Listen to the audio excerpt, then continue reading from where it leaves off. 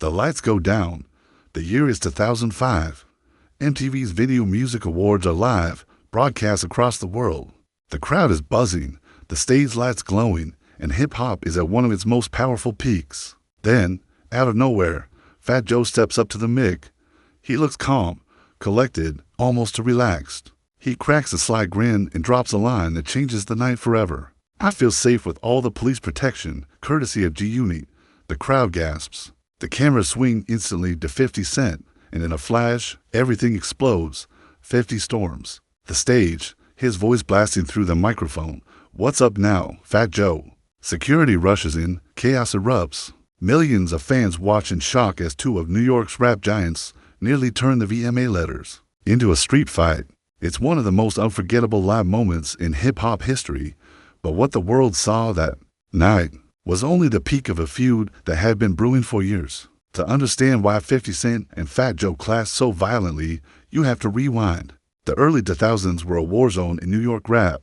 50 Cent wasn't just another rapper, he was a storm. Fresh off the colossal success of Get Rich or Die Tryin', he had rewritten the rules of rap superstardom. Every mixtape, every single, every feature, 50 was everywhere. He moved with an army, G-Unit, Young Buck, Lloyd Banks, Tony Yayo, and later The Game. Together, they weren't just a rap group, they were a movement, a brand, a takeover. And if you stood in their way, you got run over. Just ask Ja Rule and Murder Inc., who were already buried under the avalanche of 50's attacks. 50 didn't just diss you, he dismantled you. He thrived on confrontation. He wanted dominance, not peace. Meanwhile, Fat Joe was on his own rise.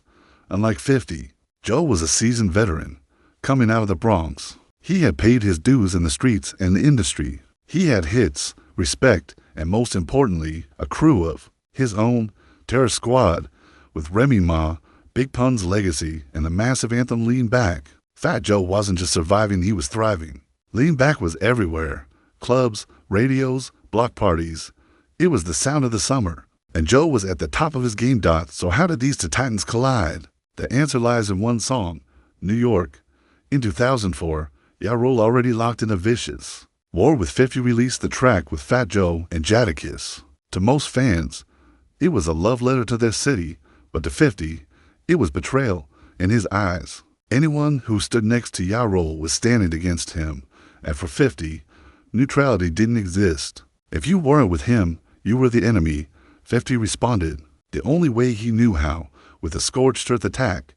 On his album The Massacre, he unleashed Piggy Bank, a diss track aimed directly at Fat Joe and Jadakiss. The cover art said it all: Joe as a literal piggy bank, mocked and humiliated before the world. And the lyrics, brutal. 50 went at Joe's weight, his credibility, his reputation. It wasn't clever subliminals. It was direct shots meant to wound, embarrass, and destroy. Fat Joe wasn't built to fold. He fired back, dropping his own diss tracks, calling out 50 for constantly picking fights just to stay relevant. He painted him as a bully, a man obsessed with tearing others down, rather than building himself up. And here's the thing, while 50's bars hit hard, Joe had something that cut even deeper: authenticity. He wasn't afraid of G-Unit. He wasn't afraid of 50, and in the streets of New York, that kind of fearlessness carried weight. The war escalated, fans picked sides, DJs, magazines, and radio shows dissected every line. Hip-hop wasn't just listening, they were waiting, anticipating the next blow. And then came the VMA letters. That night, when Joe cracked his joke and 50 stormed the stage, it wasn't just entertainment, it was the feud boiling over in real time. For a moment, hip-hop's biggest award show felt like the middle of a Bronx versus Queens street fight. Behind the scenes, it was even more intense. Security teams doubled. Both camps moved heavy, rolling deep, always ready for a confrontation. The tension wasn't just about music, it was about pride, loyalty, and New York's crown. 50 wanted to crush anyone who stood with Ja Rule.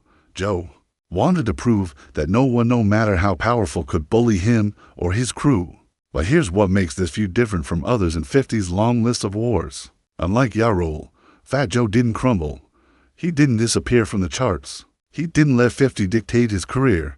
Joe kept dropping hits, kept building his legacy, kept standing tall.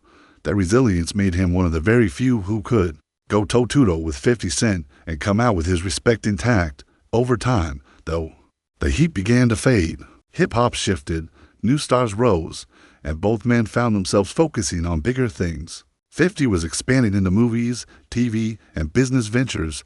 Fat Joe was mentoring new artists, solidifying his position as a respected elder statesman of the culture. Slowly, the insults stopped, the diss tracks ended, and in a twist no one saw coming, the two men eventually made peace. Years later, Fat Joe would reveal that Chris Lighty, the legendary manager and mutual friend, helped broker their reconciliation, and with it to finally squash the beef publicly, it felt like hip-hop had come full circle. The same men who almost tore each other apart on the world's biggest stage were now standing side by side, a reminder that in hip-hop, respect can outlast even the fiercest of rivalries. But make no mistake, when it was happening, it was war. Pure, raw, unfiltered hip-hop warfare. Disc records, award show chaos, crews rolling deep, the streets buzzing. The 50 Cent versus Fat Joe beef was one of those rare rivalries that captured everything fans love about rap drama, ego, pride, lyrics, and the constant hunger to prove who really runs New York. Looking back, it wasn't just about 50 and Joe. It was about two eras colliding. 50 was the unstoppable new force, rewriting the rules with G-Unit's machine behind him. Joe was the veteran, the Bronx general, holding the line and refusing to bow down. Their clash wasn't just music, it was culture. It was New York hip-hop's identity on the line, and that's why, to this day, fans still talk about it. Because it wasn't just another beef. It was a spectacle, a story, a moment in time when two giants refused to give an inch. 50 Cent versus Fat Joe, G-Unit versus Terror Squad, a war of words, respect, and pride that defined an era of hip-hop history.